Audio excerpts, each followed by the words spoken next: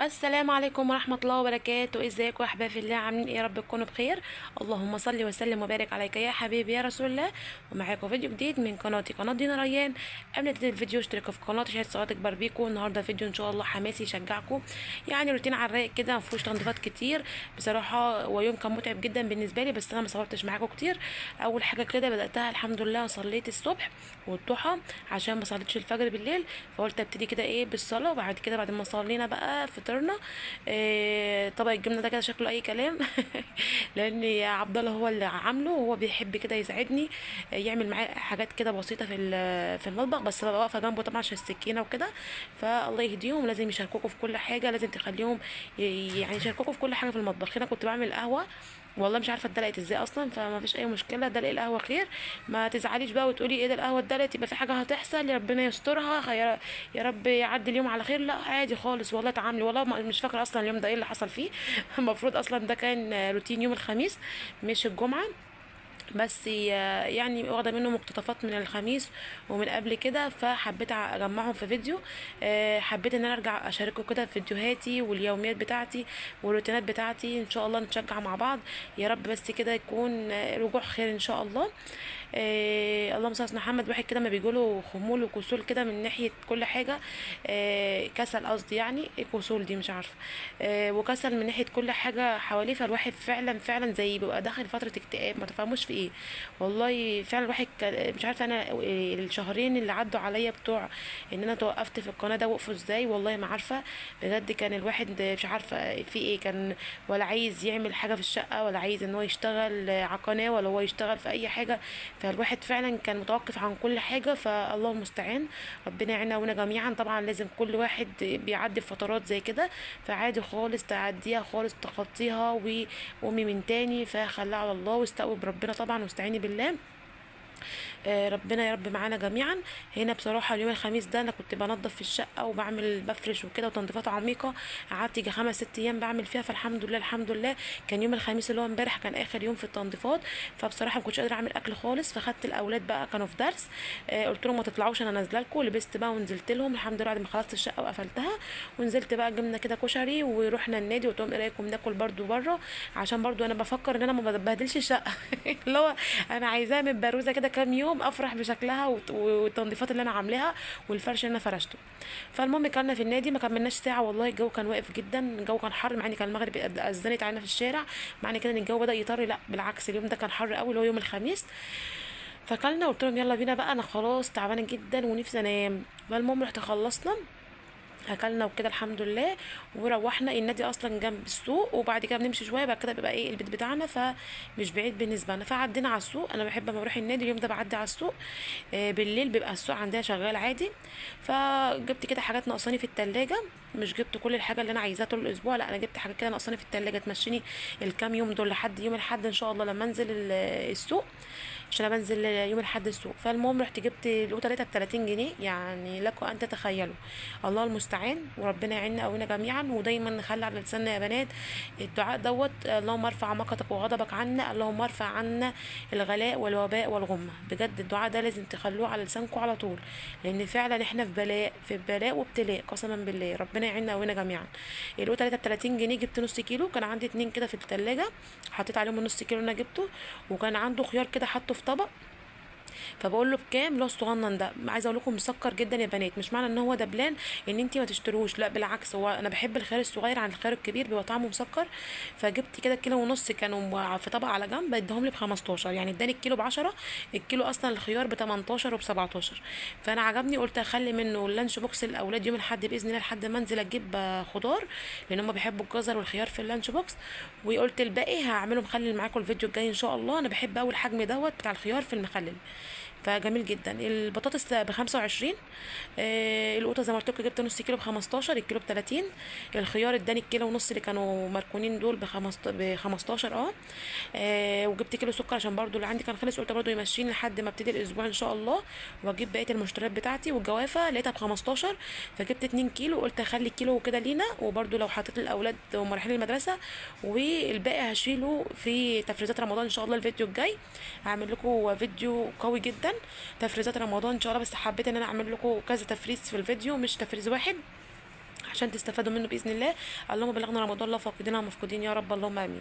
هنا بقى بنعمل بصراحه الفيديو ده قديم، في فيديوهات في مقاطع انا هنزلها في الفيديو قديمه، لان انا لسه يعني ما استعدتش قواتي كامله، لان انا زي ما قلت لكم كنت بعمل تنظيفات عميقه، فكنت ما يعني مهلكه جدا جدا معنى الكلمه. فالحمد لله خلصت بقى، وهبدا ان شاء الله الفيديوهات الجامده القويه اللي بتاعت المدارس، وان شاء الله روتين اول يوم مدارس، كل حاجه هعملها معاكم باذن الله. ربنا يقويني يا رب دايما دايما. الواحد فعلا فعلا كان في فتره وحشه جدا، فاللي هو يا ربنا لا يعودها، اللي هو انت ما عندكيش شغف ولا لشغل، ولا لشقه، ولا اللي انت تروقي ترويق عميق. والله انا عملت اول مره في حياتي، يعني من ساعه ما ابني كبر كده ودخل المدرسه، تنظيفات اللي قبل المدارس دي عمري ما خليتها الاسبوع اللي قبل المدارس دي خالص. اللي هو انا ببدا قبلها بشهر تقريبا كنت بعمل معاكم التنظيفات دي، وكنت بصورها معاكم على القناه دي والقناه القديمه كمان. فاللي هو انا اول مره يعني اعدي بالفتره دي، اللي هو انت مكتئبه بقى مش حابه تصوري، طب اصور ليه؟ طب ما انا ياما صورت ومفيش فايده، والحلم ما بيتحققش، واللي فيه انا بصبح فيه كل يوم، وايه يعني هفضل اصور كتير وحلمي ما يتحققش. فاللي هو انت محبطه محبطه محبطه. فانت كنت في فتره صعبه جدا، وفتره ربنا يسامحني يا رب كنت بعيده عن ربنا تماما، كنت مبتعده عن الصلاه. فدي في حد ذاتها كانت مخلياني فعلا فاقده كل حاجه جوايا، فاقده الامل، فاقده الاستعانه بالله، استغفر الله العظيم يا رب ربنا يقويني، فاقده النجاح، فاقده ايه، انا شايفه حياتي فشل في فشل في فشل، في تربيتي في اولادي، في شغل بيتي.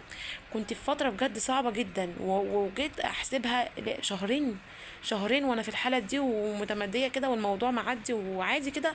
فالموضوع كان صعب جدا يا بنات، والله ما تسيبوش نفسكم خالص للحاله دي ابدا.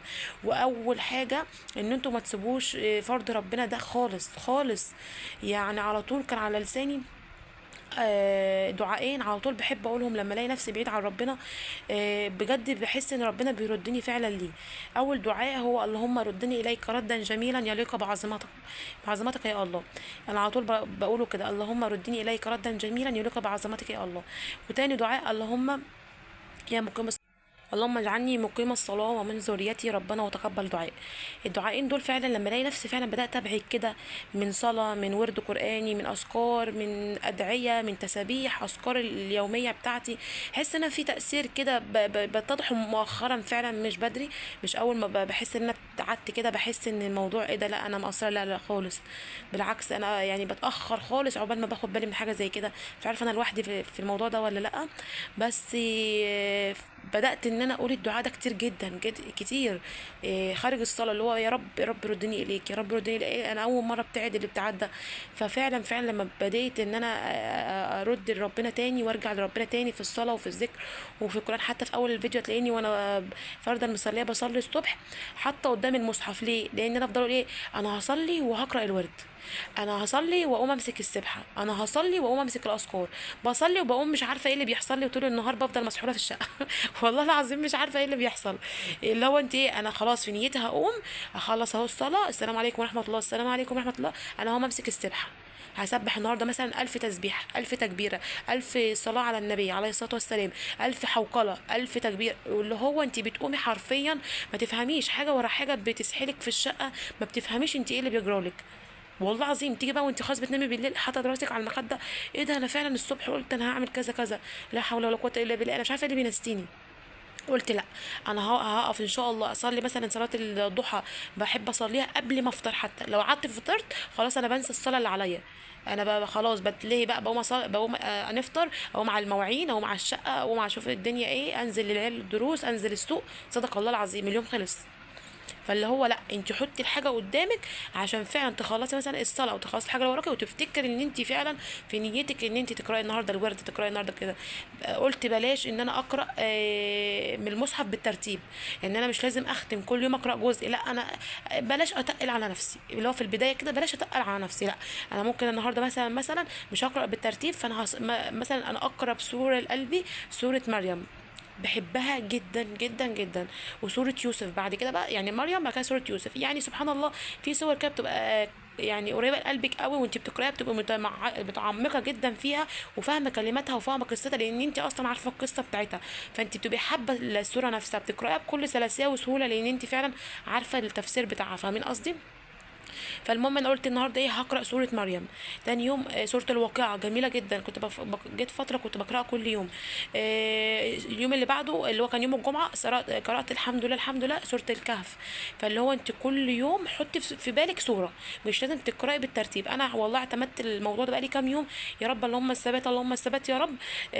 بجد الموضوع جميل جدا ومريح جدا جدا. اللي هو انت قاعده ان شاء الله لما اقوم ابقى اجيب السبحه، لا قومي هاتي السبحه وانت فاكره، خليها في ايدك وسبحي. هتقولي اسبح عليك سبحي علي، المهم ان انت ما بقاش في عقبه في النص اللي هي ايه، لما اقوم لما اروح كده. فاهمين قصدي؟ طبعا يا بنات كلام ربنا كله جميل طبعا، والواحد يقراه دوت يلاقي ان هو بيهديكي جدا. حتى انت لو فيكي ايه سبحان الله، يعني تحس ان هو ربنا بيلهمك بيه، بيهديكي جدا. يعني بجد ما ينفعش ان احنا نهجر القران كده، بجد هتحسوا بخنقه وضيقه واكتئاب وملل، وان انت فاقده الشغف في كل حاجه في حياتك، في شغلك في بيتك في تربيه عيالك في كل حاجه، في كل حاجه تحسي ان انت فعلا فاقده الشغف فيها. فلما ترجعي لربنا تاني تحسي فعلا لا الدنيا نورت من تاني، فعلا لا انا كنت عايزه اكمل حلمي، لا انا عايزه اكمل شغلي، انا عايزه في جديد، عايزه يبقى عندي كارير، عندي طموح عالي ملوش اخر. ده كله بيفرق جدا جدا في نفسيتك، ان انت لا انا عايزه ارجع تاني في نفسي طموحي ونفس احلامي احققها.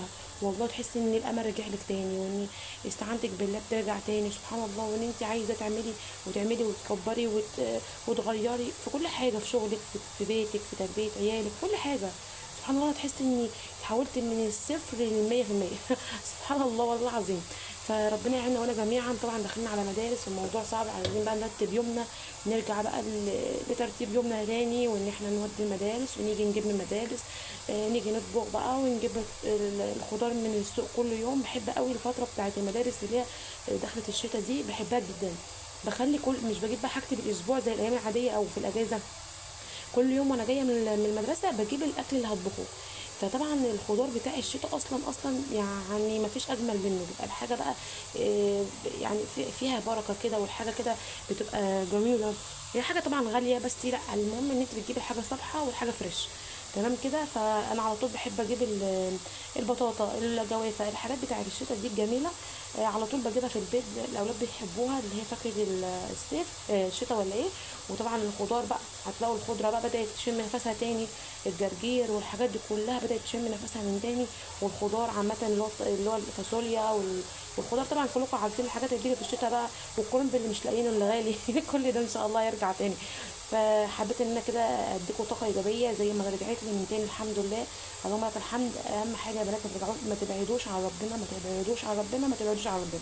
يعني حاولي قد ما تقدري مهما فيكي ومهما حصل لك ما تبعديش عن ربنا، اذا كان في صلاه، اذا كان في ذكر، اذا كان في قراءة قرآن، في أي حاجة أنت كنت بتعمليها عادة تعمليها وبطلتيها من ناحية ذكر ربنا، ارجعي له تاني. بجد هتحسي بفرق كبير جدا جدا، وتحسي إن في راحة نفسية رجعت لك تاني والله العظيم. وكمان يعني استردتي قوتك تاني بعد ما كنت حاسه ان انت ضعيفه، واقل حاجه بتخليكي ان انت مكتئبه، لا مش عندي شغف للدنيا والحياه والعيشه كلها، لا والله هتحسي بفرق. ربنا يعيننا وينا جميعا. ودايما دايما لازم ندعي نقول يا رب اللهم ردنا اليك ردا جميلا، وندعي اللهم اجعلني مقيم الصلاه ومن ذريتي ربنا تقبل دعاء. يا رب تقبل مننا الدعاء والصلاه يا رب. بس كده بالنسبه للفيديو بتاعي، يا رب يكون عجبكم، واشتركوا لايك والاشتراك في القناه، والسلام عليكم.